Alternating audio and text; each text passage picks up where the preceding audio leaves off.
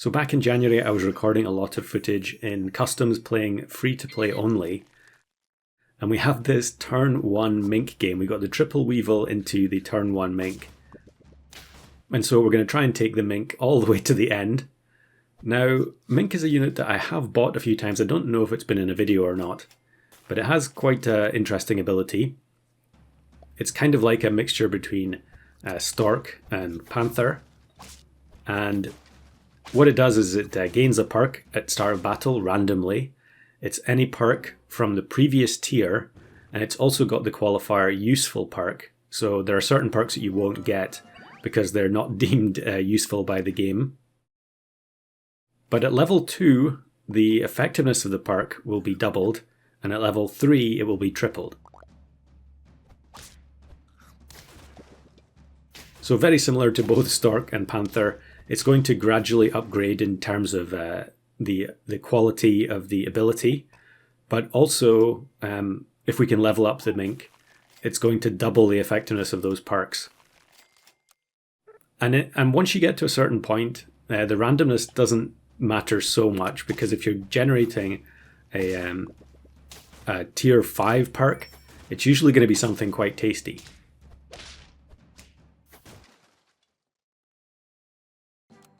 So we managed to tie a couple of times here with the hedgehogs, and then am I going to take the penguin here? Obviously thinking about it for a while. I think if I remember rightly, this was during a recording session where I was really struggling to get anything going at all. And so normally when I get these turn 1 tier 2s, I don't necessarily focus incredibly hard on trying to get the win. But because this was from a session where everything was going so badly, I think I decided that I was really going to concentrate and try and make sure that this run at least went to 9 wins. Oftentimes when I get a turn 1 tier 2 in customs, it will just fall apart very, very quickly because the pack is not set up with enough scalers, usually is the problem. But in this situation, because I was playing free-to-play only, you're kind of actually forced to take quite a few of the very strong units, because it's difficult to make up a pack that only contains free-to-play units but can also compete. So we get the level up here with the penguin, dragonfly, another unit that I almost never take these days. I used to take it quite frequently back when it was first introduced, but yeah, not anymore. And I end up passing up Seagull for Jerboa since we have an apple in shop. And also with level 2 Swan, we're getting extra gold so we can afford to buy it. So yeah, haven't played that much free-to-play recently. However, at the time of recording this, I was playing almost exclusively free-to-play as we get our first win there on turn 8. It does introduce quite a bit of jeopardy, I would say, to playing customs. I think, at times customs can be just way too easy if you give yourself all the best options, especially in the early turns. But when you enable free-to-play only, suddenly you're working with a much smaller pool of units. And, I think your decisions matter a little bit more. And it's much harder to force these teams where you're basically guaranteed to win. So look at this, turn 9. Another unit that I almost never take in custom packs is the dragon. And we get double dragon on turn 9 from the 2 level ups. But I think I'm going to save them for next turn. Mink is now level 2, so actually you can see there that the effectiveness of the ambrosia was doubled. Although this is free to play, Mink is generating any useful perk, so that means perks from outside the current pack are included. So there is a tier 1 here. I'm not sure if I'm ready to give up on the hedgehog, but then I rolled triple tier 1. So maybe I should have just gone for it here. I'm not sure why I'm holding on, to be honest. Maybe I'm just waiting for a chocolate in order to get the dragon to level 2. But we don't really need to do that because we could just sell all 3 of the backline units and then start buy selling with 2 dragons.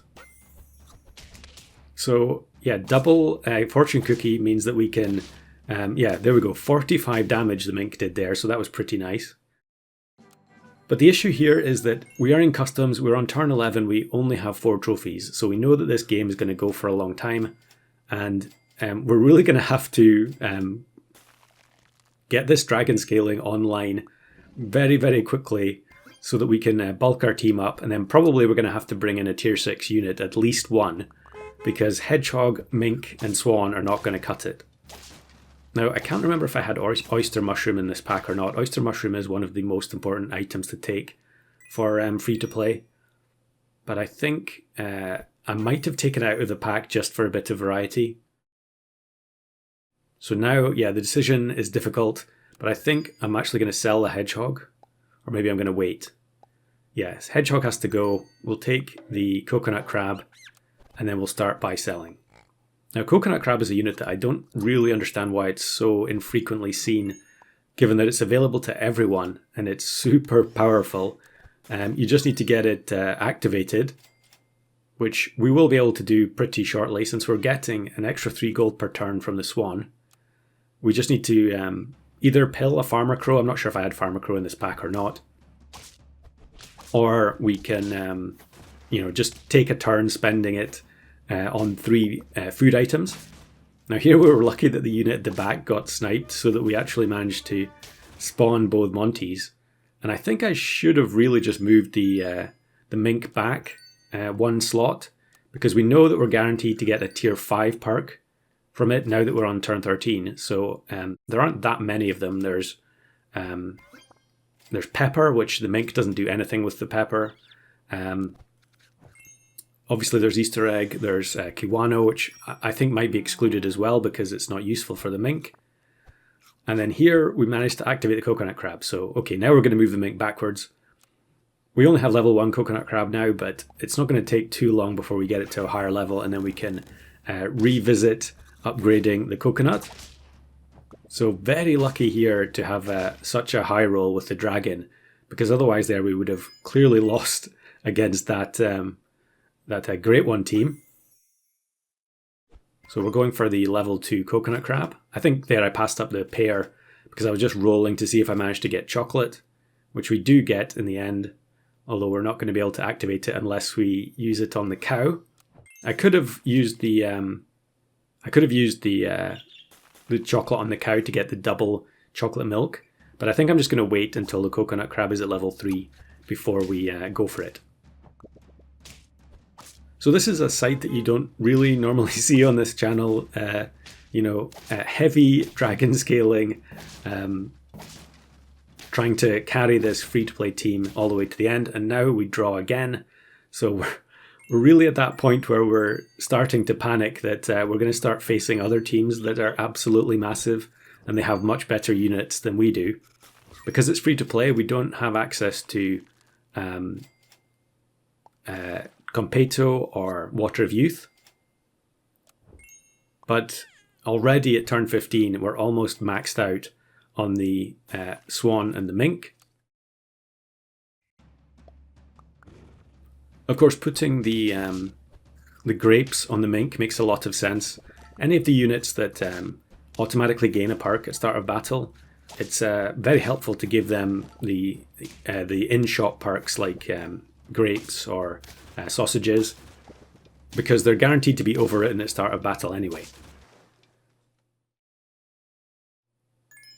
So yeah, Dragon is probably at the point where we could think about getting rid of it. The fact that the Coconut Crab has extra coconut armor kind of means that we don't necessarily need to get it to 50-50 because it will be able to trade with 50 attack units, 50 HP units rather. I'm not even sure why I'm holding the tier 1s here because we don't really need to buy sell any anymore. Yeah, okay, finally I'm unfreezing him. I guess it's just force of habit, Yeah, we could buy sell 1 pig in order to top the stats up, but probably not really necessary. And then look how crazy Coconut Crab goes here. This actually looks like a free-to-play opponent, and the Coconut Crab just solos the whole team. This is why I tend not to play the units like Dragon, because you get into these situations where it doesn't really matter what your build is. You're just going to automatically win because you've got one unit that can wipe entire opposing teams. So I think at this point I decide to sell the Dragon and just buy this other Coconut Crab. Or maybe we're going to take the farmer cat. Okay. Oh yes, we can also load up the popcorn from the Vervet. And now we're on 9, turn 17. We do have 3 hearts. So we do get a couple of attempts at this if we happen to face a full 50-50 opponent. But then look at this. Double almost 50 attack leopard. The coconut crab completely wrecks them. It even tanked one of the leopard snipes. And we get the coconut crab achievement on top of the turn 1 tier 2 mink free to play only run.